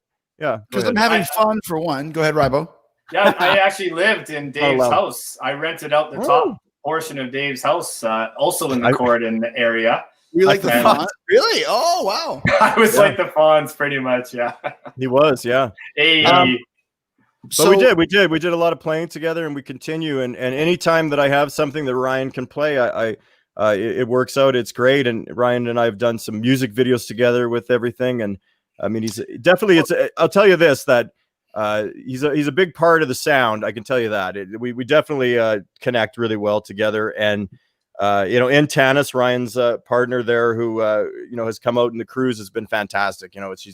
It's a good group of people, and as if they wouldn't be dialed in. I figured they'll either be fighting or loving, so we'll figure out what happens. Not that they fight; they don't fight. They never fight. Speaking of fighting or loving, my lovely wife Jessica Irvin actually has texted me 3 times. You can see her comment up on the screen right now. I don't want to talk about that. Just walked in and said she wants to know the story of Poo Poo Kaka. You don't have to get into it. No, I'll tell it. Stuff. It's great stuff. This is like It doesn't matter. Frank Zappa. It doesn't matter. I mean, once we did some initial jamming, we just decided we were really into ad-libbing, and we just came up with stupid lyrics, which probably cannot even be talked about in today's day and age. Yeah, there was a song called Urinal. Okay, that's about as far as I could probably go. The rest of it would be so offensive, I think. But we had a lot of fun, and I wasn't necessarily always playing guitar. So we had a lot of players come in, and it was really good stuff. The lyrics were repulsive and stupid and made up on the spot. And my nickname in the band was called the Auctioneer, because I would just go and I would just make stuff up. And obviously, lyrics that would rhyme together that are dumb and silly, but we actually were really big in the university following, and a lot of people. Hey, Danny, how you doing, Danny? What do you want to hear, Danny? You want to ask me who my influences are? Danny, hold on, but don't run away from it. I'm not. We just have to touch on it quickly. I'm not, man. The initiation of Dave Spivak as a player, because I didn't know that he even played. We knew each other for years, and we didn't even start hanging out until after I went to wrestling school. I came back home for Christmas, and Rybo was like, hey, Rybo wants to come watch Star Wars on VHS, or he goes, I'm going to bring Spivak. I'm like, what? That guy? Why are you hanging out with that guy? So, he's really great. I'm like, I was sick of paying the tab. I needed somebody else, and that's how you got in. Okay, that's how you got in. Oh, okay. Yeah. Point being, but hold on, the connection between you guys with like this kind of Zappa cross. Adam Sandler made $1 million off of these funny songs. Remember McLean and McLean? Any Canadian? Huge. McLean and McLean wrote like funny songs, and Zappa wrote funny songs. Huge fan, yeah. Right? Yeah. So the Poo Poo Kaka thing was, and I'm not going to say that you're Zappa level, but it was in that ilk. And I thought, personally, I've never told you this before, I thought it was pretty genius. It was genius. Well, it was very Zappa. I've played on a lot of albums. I've played with a lot of people, and Poo Poo Kaka, the album Greatest Shits. It's one of my most proud albums that I've been a part of. And that's about all you can say. And recorded on a mini disc player. So he's got a gold album for absolutely anything. What is it? What was the Watchman? That was Slow Motion. Yeah, he's got a gold album for Slow Motion, but he says Greatest Shits was his best album he ever played on. Wow, that's we're just building it up. See, a lot of that started with my. Oh, go ahead. Nothing. It didn't start with anything. We were just jamming and hanging out. a youngster, a young lady, Tanis Kohout. Greatest shits is the best. So you have fans. You guys got fans here. Yeah. Well, but thank you. They know. The fans know. But that led to the DSP, and we're going to finally get to it here after the first hour of massaging, and now we're talking about the DSP. And the cool thing about the Dave Spivak project is, once again, you came out of the blue, because I don't think you were as into playing music in high school as you are over the last 10 years. And you've really cultivated and worked out this really cool sound and vibe, the Dave Spivak project. So what made you finally start deciding to take this seriously? Because I didn't know you could even play, like I said. And here you are now over the last 10 years, especially for the last 2 or 3 years, putting out all this great music. You call it Canadian music. I call it just really cool fucking music all across the board. Yeah. I don't know. I mean, it just escalated. I mean, my whole life, of course, all you dream about, I think all three of us, all we dreamt about is playing music and being able to turn people on to that. And then when you kind of mature and you grow up, you go through shit and you die for your fucking lyrics. And that's, to me, that's what it's all about, is like, you have life experiences. And I became such a huge Neil Young fan when I was a kid, when I was maybe 21, 22 years old. I was living in Thunder Bay when I was 19. That's right. And I was in college, and I would do those 6.5-hour drives back. And I was just constantly listening to Van Morrison and Bob Dylan's Blonde on Blonde. And I was listening to tons of Neil Young and hearing Harvest for the first time. I mean, that can blow your mind completely, marijuana induced. But still, I mean, that can, blow your mind in 1990 when you're a kid and you're going through shit and you're thinking about stuff. And then I said, this is really what I want to do. And it took me a long time to learn chords. I remember getting mad at my fingers. You stupid, dumb finger. That's so dumb. I just made that up. I made it up. I could say anything tonight. Who gives a shit? Hey, check my song out. Anyway, thanks for the question. That was so it was just really answered it, but it was influence. It was the influence, and I just heard that, especially with Neil Young. I said, good Lord, like I learned a few chords, and I learned some songs from Buffalo Springfield and the early stuff. And I went, oh my God, I can do this. Like, this isn't as hard as I've been thinking while I'm listening to it and going crazy. And that's not to say everything's, not, I mean, there's a lot of challenges, and that's the best thing about music, is you can just grow every year. You grow nonstop, right? You're always learning new chords. You're learning new techniques. You're learning better vocals. You're learning better setups and microphones and the whole bit. And I love that. I love just conquering that a bit, as much as you can. I mean, find what you love and let it kill you, right? Let me ask you this, Rybo. I mean, we call Rybo the Kenny Aronoff of Winnipeg, and now Kenny Aronoff, if you Google him, he's what does he have, like 100 gold albums or something like that? Kenny Aronoff, Rybo. Hello. Hello. Sorry, you're breaking up a little bit. I'm on dial-up here in Winnipeg. We only get dial-up, so you're kind of just a bit of a lag. Jump in when you want. So Kenny Aronoff has 100 gold records. He's played with everybody, and Rybo is the Kenny Aronoff. 1,300. What? 1,300 gold records? 1,300 certified gold and platinum records. I'm just going to show myself out now. Uncomputable. Right. So is that even a word? So Kenny Aronoff has played with John Cougar Mellencamp and freaking Chickenfoot and whoever. He's played with him. So Rybo is like the Kenny Aronoff of Winnipeg. He's played with so many people. He has a gold record with the Watchmen, who's a Canadian band. He played with Annihilator. If you guys know anything about thrash metal, one of the hardest bands to play with. He's played with many, many bands and many, many people. So what is it like? Now, obviously, Dave is your friend. We all know this, and he's my friend too. But when I said, I was very surprised, pleasantly, about your take your Slavic face out of your. Whoa! You know what? That won't be tolerated today. Okay, you don't put the Slavs down. I'm Slavic too, so go after yourself. But my half Scottish side is offended. Okay, go on.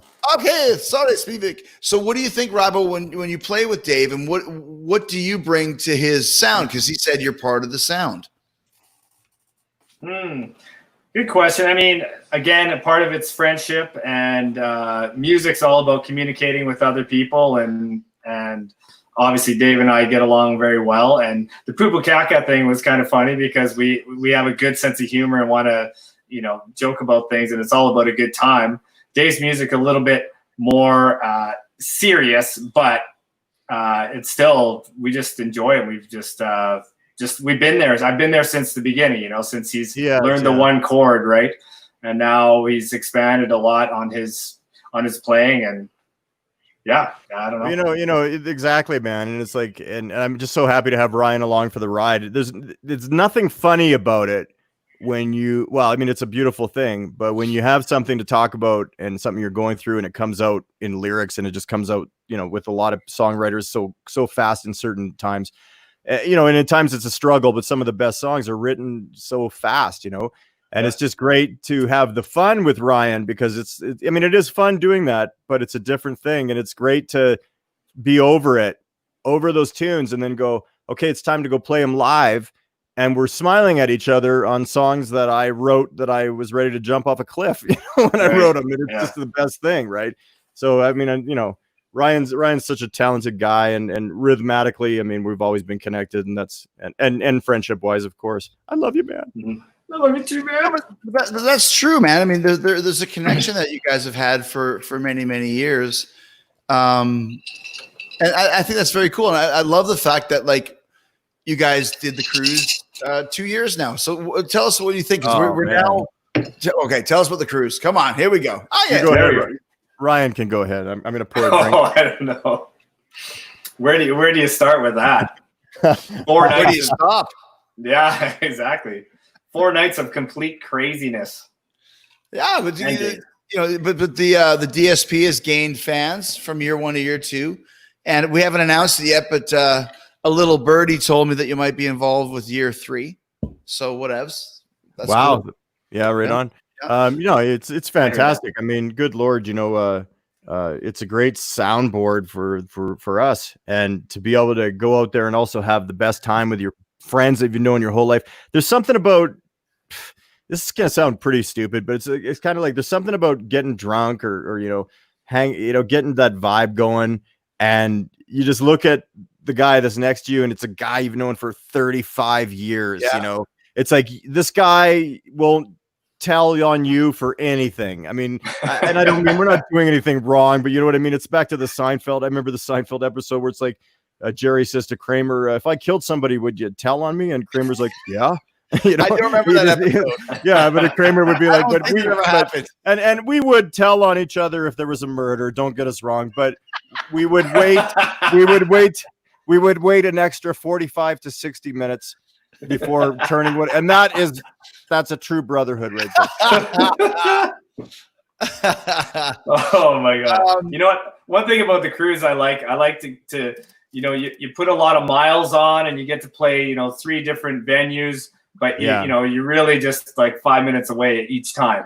And you show up there, and the drums are pretty much set up, and you just get to go, and then the rest of the time just hanging out. Yeah, it's a pretty sweet setup. That Sixth Man, they're beautiful. Those are beautiful people, man. They know how to run everything. Great. Yeah. Here's the best part of the cruise for me: the last night, which is always like, it's been so crazy, and like the last night, you should probably just go to sleep. This year was the same as last year, where the last men standing are me and Rybo. I think your wife Tanis was with us. Like, listen to the first year was me, you, and Jeff, Red Cup Jeff. Rybo. Second year was me, you, and Red Cup Tanis.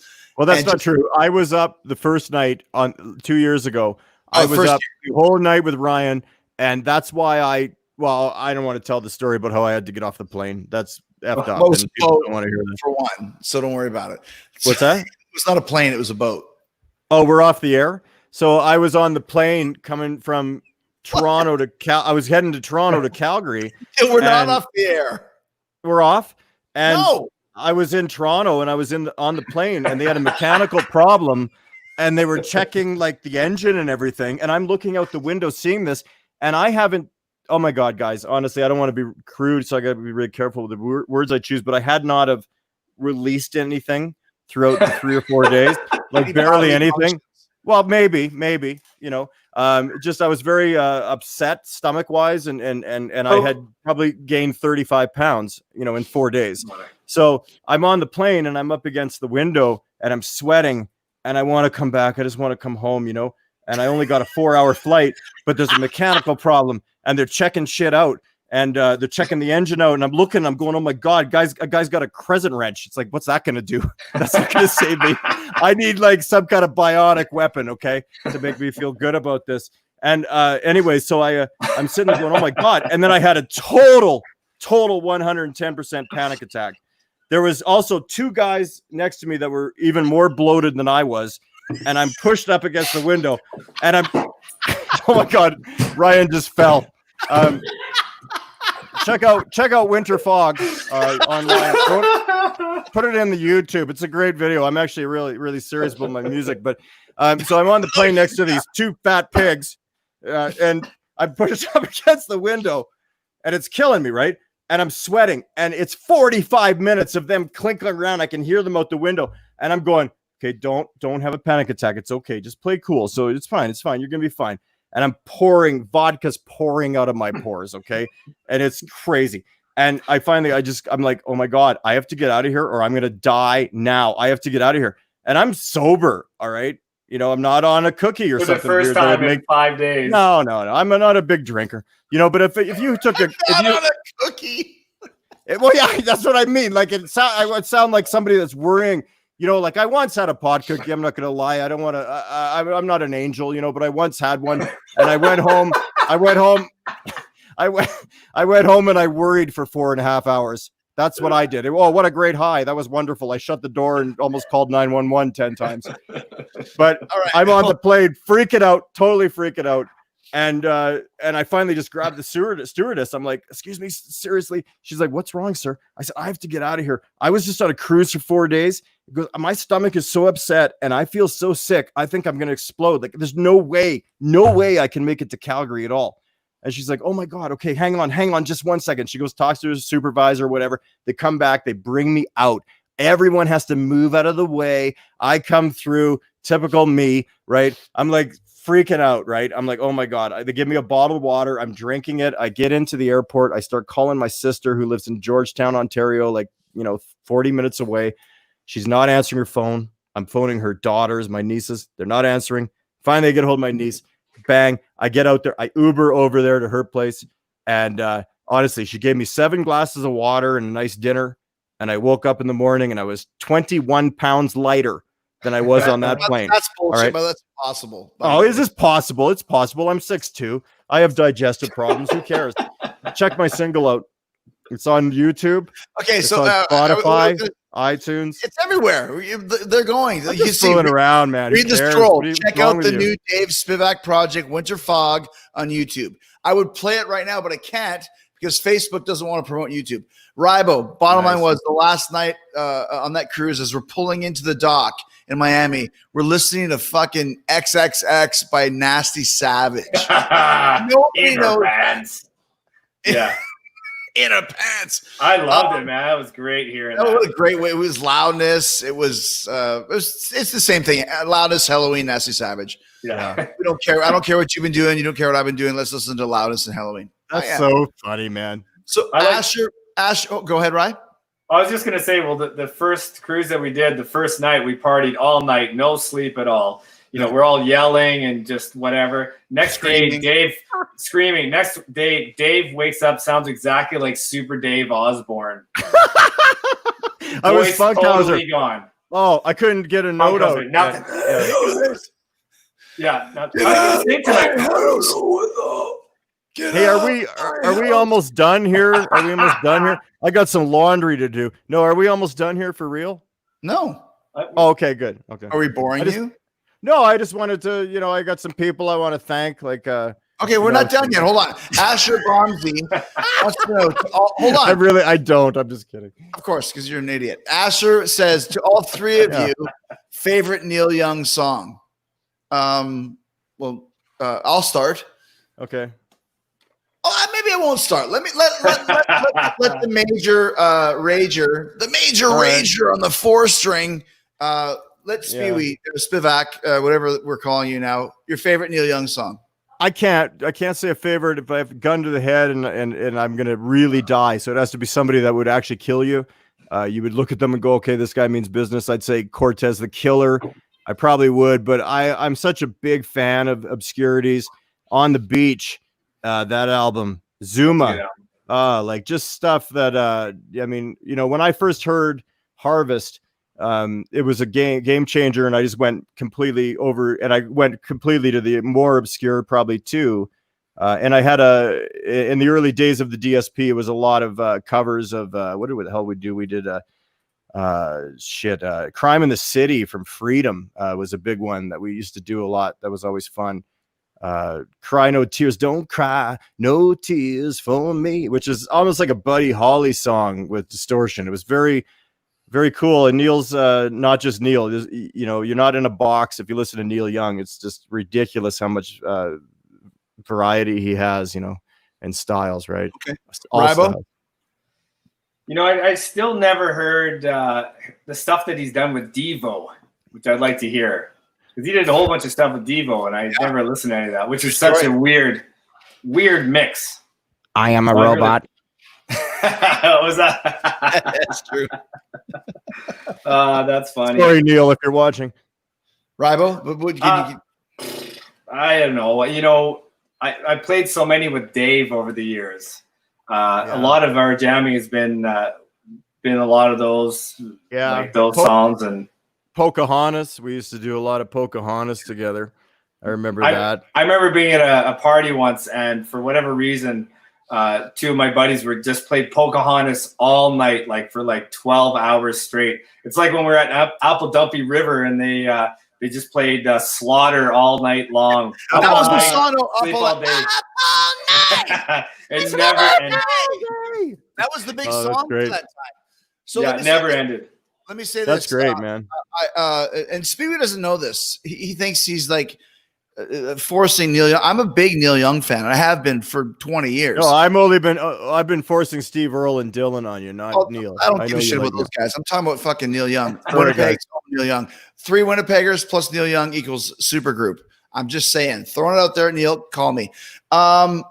Obviously, Rockin' in the Free World is probably his first guy he's called in 20 years. Just kidding. Go. Hey, Chris, I'm on the phone right now. I'm cheering for the Jets. Rockin' in the Free World is obviously, to me, probably his biggest, most accessible song.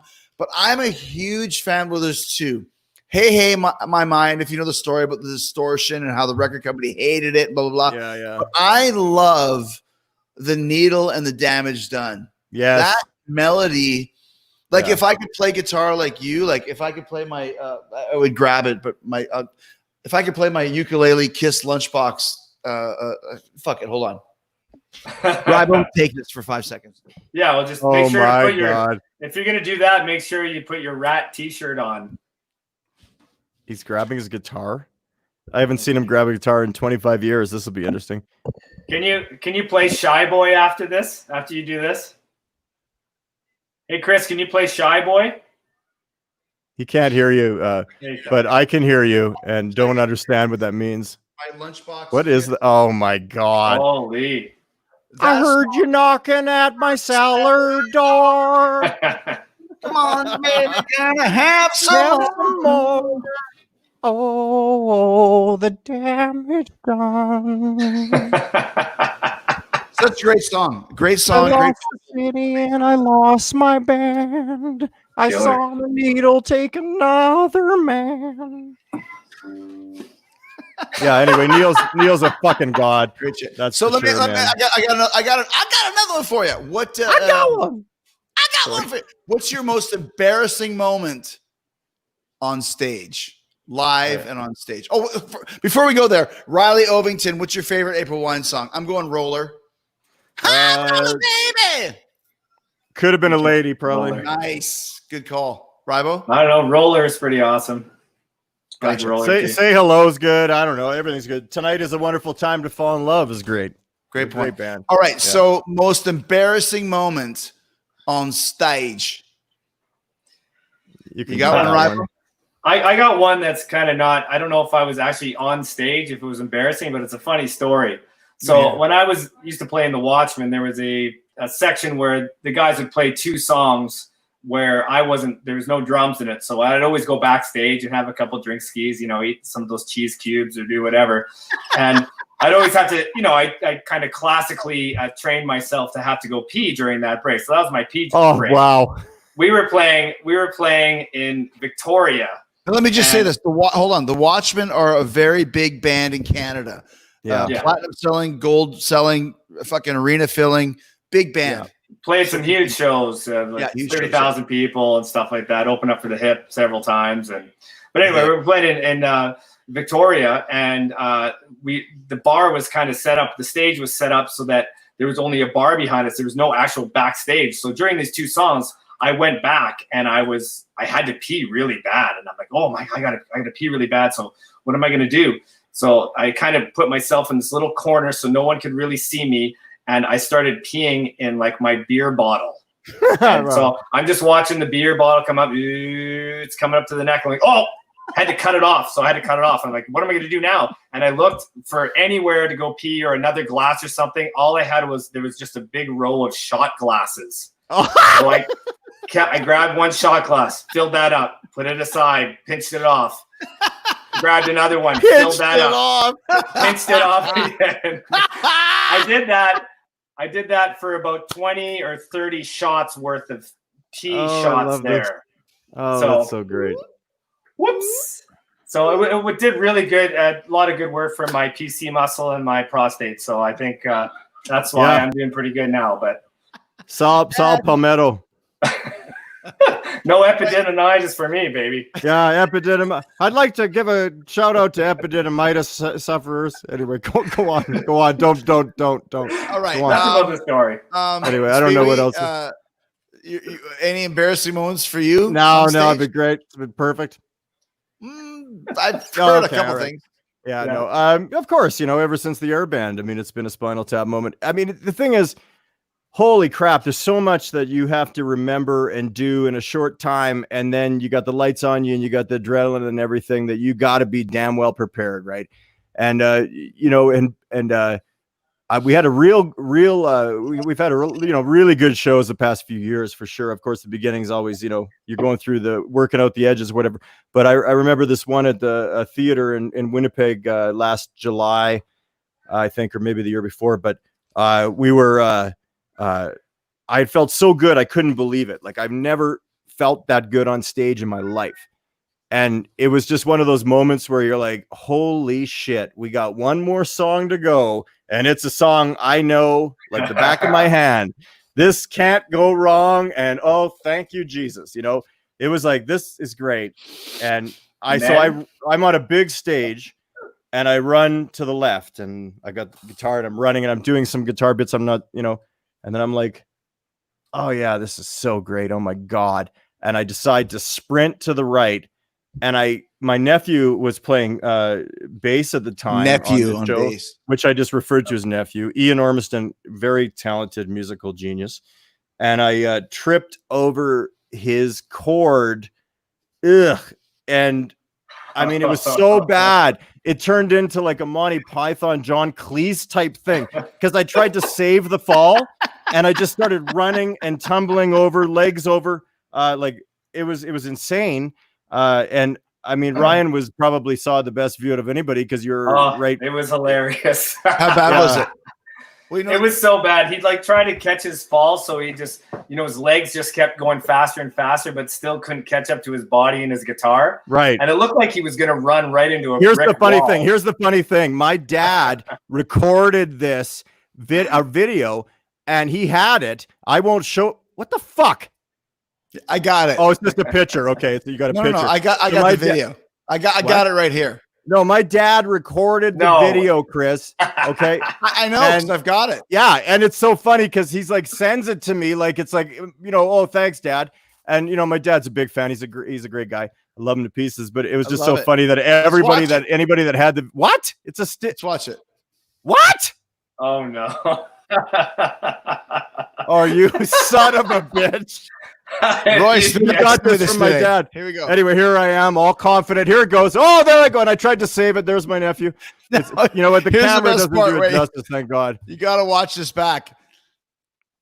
The boys are still playing. Yeah, of course. You never stop. The best part is when Dave walks back on. He's super pissed. He puts his hat back on. He's like, Oh man. Well, you know what, man? Who gives a shit? Whatever. Everybody most people has. will be like, I fell. I saw Bruce Springsteen fall. He fell down. He was like, he kicked the microphone back up. He went, too much tequila. You did not do that. You came back on like this. Yeah, no, I didn't. I had a fun time with it. I made a joke of it. The funny thing to me, though, which is so hilarious, is like I went, oh my God, at least nobody's got that video, because it was just another show and it was no big deal. And I had people videoing. I'm like, did you get that? No, dude, I didn't get that. Did you get that? No, I didn't get it. And then my dad is the one that gets it.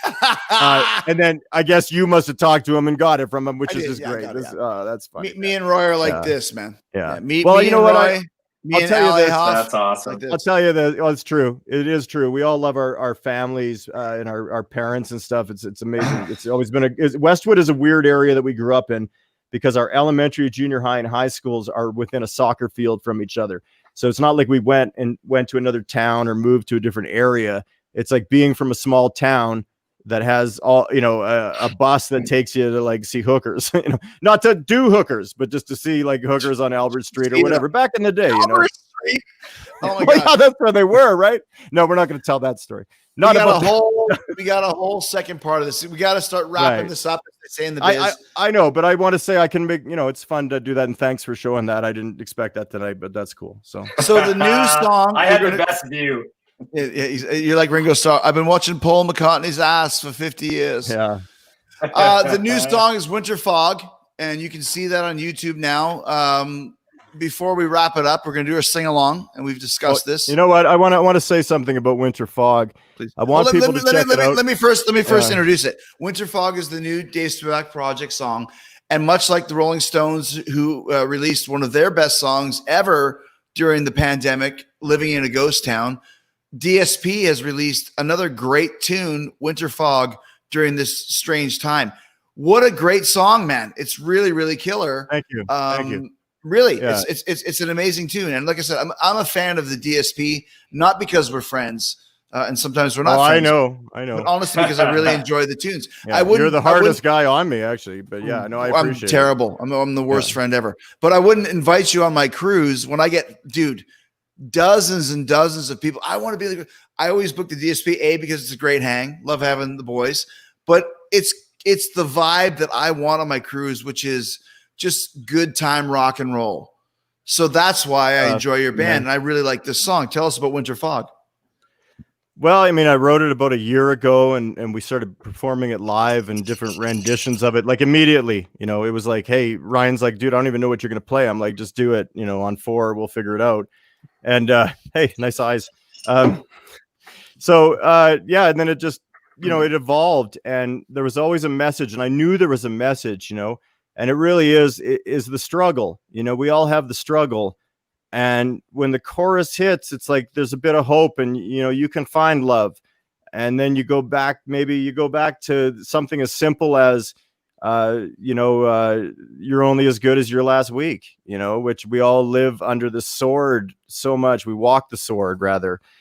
And it was kept hitting my head. I just kept going, my God, you're only as good as your last week. Like no matter what you do, you can have a great week with your family, and then maybe the next day it's not as good, and then you got to go back to it. And and in sales, that's a big thing. We love Glenn Ross. We all love that movie. And it was really just like, what have you done for me today? It wasn't about yesterday. But Winter Fog also had a lot to do with the cruise in a way. Also the tour that Ryan and I opened up for Fozzy when we went out in Western Canada. Nice. And just kind of like doing those highway drives with Ryan and I and talking, and I was putting lyrics into my notes program at the time and feeling a certain way. And I was like, Winter Fog, dude, like I was heading to Winnipeg to rehearse with him to open up for you guys at the Burton Cummings. And I was in Winter Fog on my way to Moose Jaw. Like it was disgusting. It was so thick, you cut a knife with it. I was like, this is crazy. I'm going to die on the highway. And it just came out of there, and then of course just your life thing, and then through the cruise, I met so many cool people, and I had so many people help out. Like one of the unsung heroes of Winter Fog is my good friend Brian Fox, who's been on the cruise a couple times, from the Brian Fox band. He played mandolin on and did some harmonies with me. And it's just been great to have that collaboration, and we all have interfaces. We all have microphones.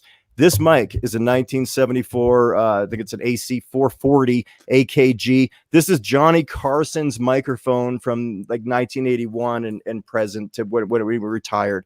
And I just love that. I love just finding that stuff and having fun with people and doing that. So Brian was great. And Steve Brown, who I met. Steve Brown, great guy.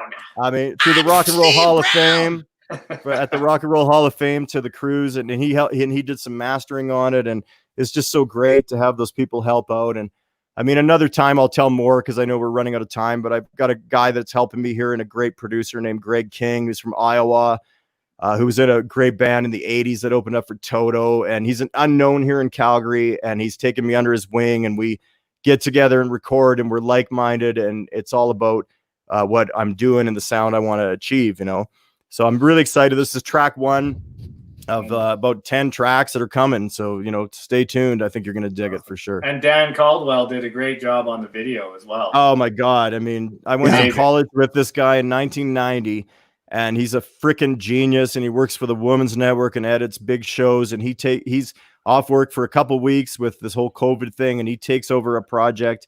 And I mean, this dude would put 40 hours into a 7-second shot of this lyric video. I'm not saying this because this is my stuff. Normally I would just call a spade and tell you that my stuff sucks. This lyric video is the best lyric video around. But like we're saying, this is the cool thing about what's going on with the COVID right now. And we should wrap it up soon. It's been almost 2 hours, but there's a lot of talented people that are looking for things to do. And whether it's Rybo, or Speewee, or Dave, or other guys that are mixing, mastering, editing videos. Everyone just is looking for a gig. So thank you to all the talented people out there that are still staying creative and not falling into this, it's Groundhog Day. Fuck that. It's just, you have to. Yeah. You have to stay creative through this. And there's been a lot of terrible problems in the world, and we all get it up here in Canada. We see it and we know it. We feel it here in our own backyards, and it's a bunch of crazy stuff. But you keep in mind, you keep writing, you keep playing. There wouldn't be a Bob Dylan without the protests.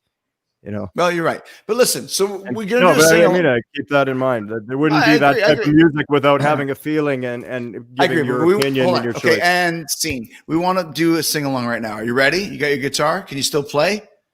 Yeah, man, I can do anything. What do you want? Well, we want to do Dead Flowers, man. That's what we decided on. Great. Oh, seriously? I don't have that dialed in, man. I'm not even tuned for that. I'm tuned for Winter Fog. We talked about that too. You screwed up. We talked about doing the sing along of Dead Flowers. Well, no one talked to me about anything. Hey, well, tell a L.A. Hoff story and I'll tune up. I'll be right back. Okay, so hold on. Kim said don't wrap up. I'm going to find a question. And Ryba's going to answer the question. Favorite Beatles song? That was somebody did ask that. What's your favorite Beatles song? I would say "Happiness Is a Warm Gun." That's wow, one of my favorite songs ever. Why? It's just such a strange song. Lyrics are just weird, and it's got kind of this happy there's a juxtaposition about what they're saying and what the music is. It's very so. Let me ask you this. So I've hung out with drummers, bass players. Actually, one time when we were in Australia, me and Kerry King and Frankie Bello were listening to music, and we're like, let's play the most weird timed signatures ever. And we did King of Pain. This is a weird one. The intro, intro, and as it Girl Gone Bad or House of Pain from Van Halen. That's Girl Gone Bad. Girl Gone Bad. And the other one was Everybody's Got Something to Hide Except for Me and My Monkey. Bow, bow, bow, bow, bow, bow, bow, bow, bow. Come on. It's like it's a weird time signature on that, right? Very weird. And actually, Happiness is a Warm Gun. The intro was very weird. There's like a bar of 6, there's a bar of 7, then 6, then 5 or something. It's just the way the melody fits into the time, you know. It's not for me, yeah, agreed. And for me, my favorite Beatles song on a certain day, but gun to head, Happiness is a Warm Gun to head would be I Want You, She's So Heavy. Oh, To me, it's got it all. It's heavy metal, it's ska, it's melody, it's weird. The bass playing is insane. Fuck, I love that song. That's killer. Killer. There's so many. I mean, they're all. I love the Beatles. Me too, Spiff, man. what you got, man? We could do Dead Flowers if you want. Is this sound okay on the mic? Like, is it coming through okay? Because this is Johnny's mic. Rybo, you got a bongo there? I got a bongo. I got something. I'll see if it comes. You know Dead Flowers? You know Dead Flowers by the Stones? Just turn the interface up. Love that song. Okay, so we're gonna do this, but Speedy, when you play this, you start singing, and I'll join you because I don't know when you're gonna come in. Are we do this? So, guys, hold on. Here's the sing along. We do this every week. This is the first time we've ever done a live sing along. Could be shaky. You know what? But no one really cares because here's the thing. This is what I love about the Saturday special. This is not professional. From the moment that the first, that's my graphic. It's terrible. It's the worst fucking graphic ever. There's shit all over it. It's terrible. So, God. We just want to rock and roll, man. We want people to just feel like they're hanging out with us. And I think that's kind of what we got. So hang on I a second. I know the song really well. I have the lyrics printed up, and I would love to. Hold on, I was trying to write. Hold on. Favorite SCTV character, Rybo. Good Lord. Ed Grimley, maybe. Ed Grimley, so when, great. When Martin Short's doing Jerry Lewis, there's nothing better. There's nothing better in the world. Scenes from an Idiot's Marriage. Scenes from an Idiot's Marriage, an Ingmar Bergman film is what they call it. And it's like, oh my God. And what's the Andrea Martin? Andrea Martin trying to leave her husband. She's like, I'm leaving you for Sven something or other. And he's like, Sven Gangspen? She's like, Sven no. Heigensheigen? She goes, Sven Spankenstein. Sven And it goes on for like a minute, and the look at her face is like, I'm gonna kill this guy. It's so good. All right, brilliant. Here we go. Dead Flowers sing along. You start singing, and I'll join you. You hear me okay? I want to check the sound. Okay. Let's see what it sounds like. You ready?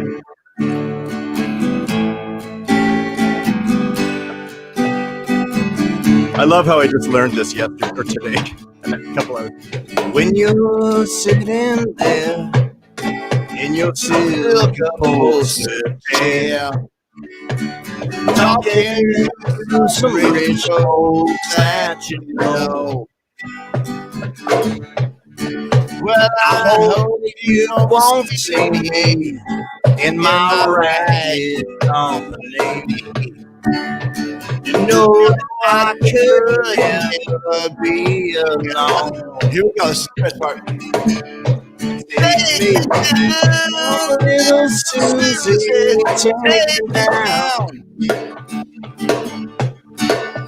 I know you think you're the queen of the underground. You can't.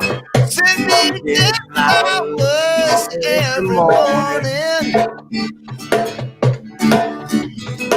Send me dead flowers by the mail. Send me dead flowers to my wedding. And I won't forget to put roses on your grave.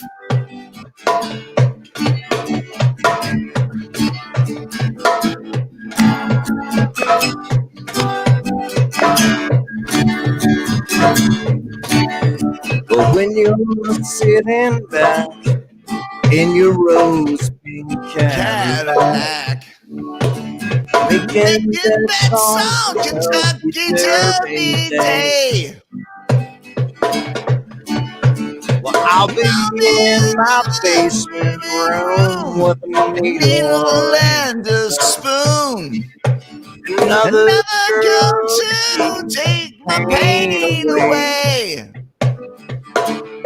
Take me down, little Susie, take me down. I know you think you're the queen of the underground.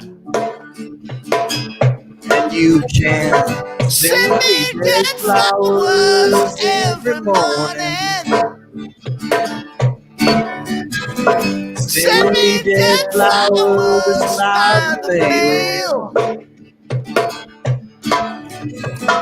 Send me dead flowers to my wedding. And I won't forget to put roses on your grave.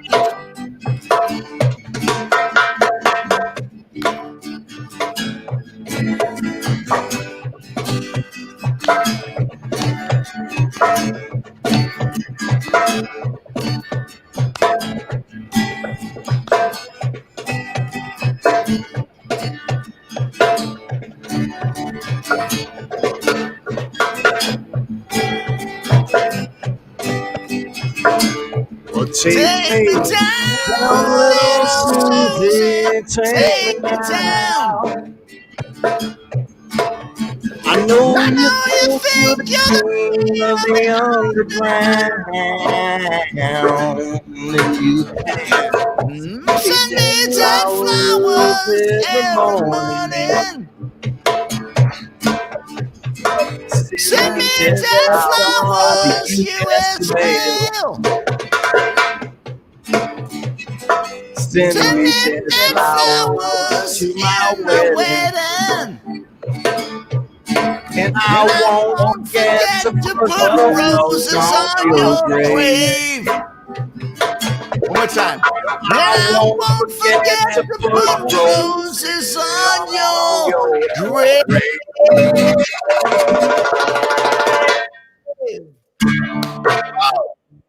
Ah, yeah. I think that was out of sync, but I loved it. Yeah, that was weird. We do things our own way here, guys. Thank you so much. What are three of my best friends? Wait, two of my best friends in the entire world, and we gotta go. we got to go, man. It's been 2 hours already. It's the longest Saturday special we've ever had, so we have to shut it down, or else no one will listen to this. Great times, great taste, awesome stuff. We could do this again for many, many times, and we will. Thank you, guys. I'm trying to get my banner here. Hold on. Cheers. Happy Saturday night. Hey, stay safe, stay healthy, guys. This has been great, man. Thank you. Thanks, man. Thank you. It was good times. Thank you for being great friends, and we will do this again soon. Right on. Peace and love. Yeah. Thank you, guys. Love each other. Love each other. Hope you guys like that, man. What a great time. Thank you so much to you guys. I have to add this here. Hold on. I'm going to add this. Hold on. I'm going to add it right now. Application window. Oh my God. What a great time. This is like really cool old friends.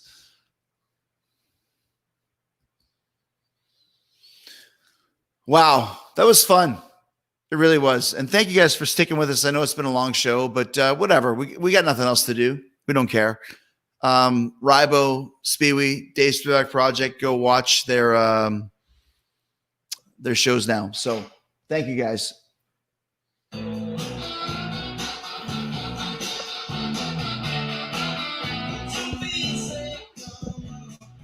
Thank you guys. You guys should do. Thank you, one. We should, and we probably will. It was great. Asher, I always tune in. I love the Saturday special. Thank you so much. Terrence says, I love those guys. Me too. It's great. What a great time. Thank you. Thank you, Steven. That was badass. Cheers from Davis in Michigan. Wow.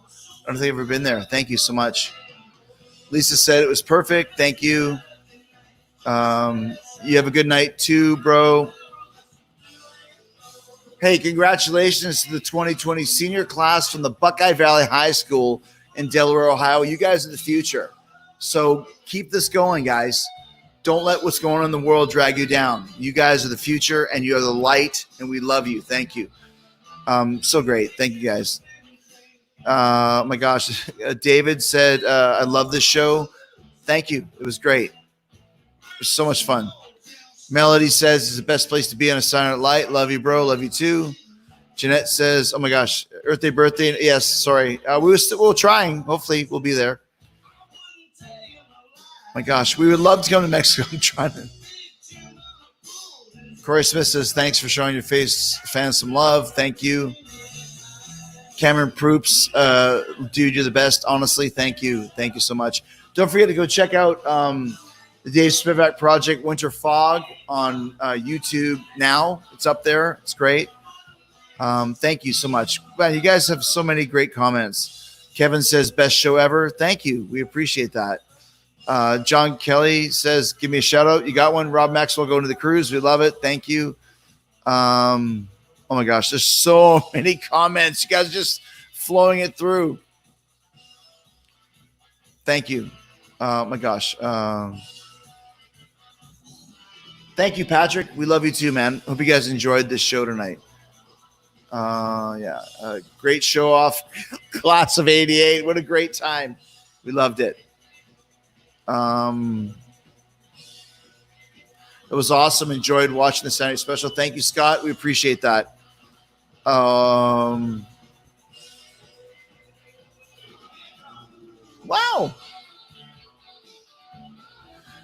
Tino, shout out to you, man. Thank you for watching, and hope you're having a great night, and we appreciate you being here with us. Thank you.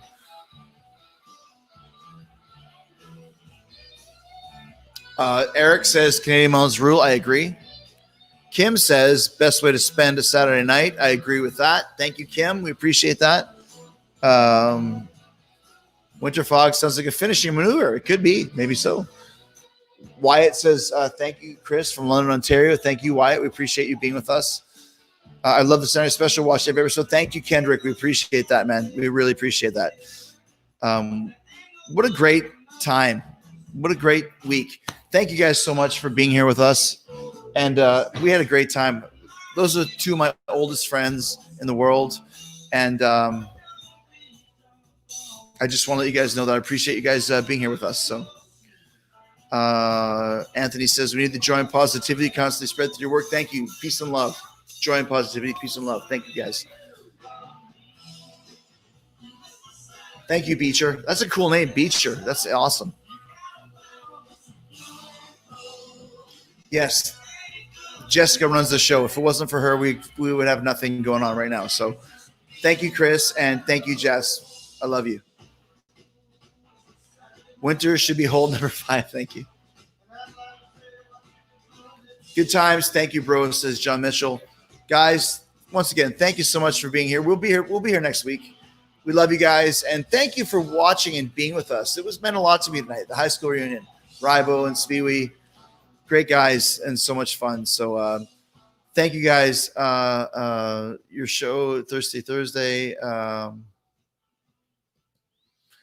Thank you, Jason. We'll see you guys soon. Thank you guys. We love you. God bless you. We'll see you next week.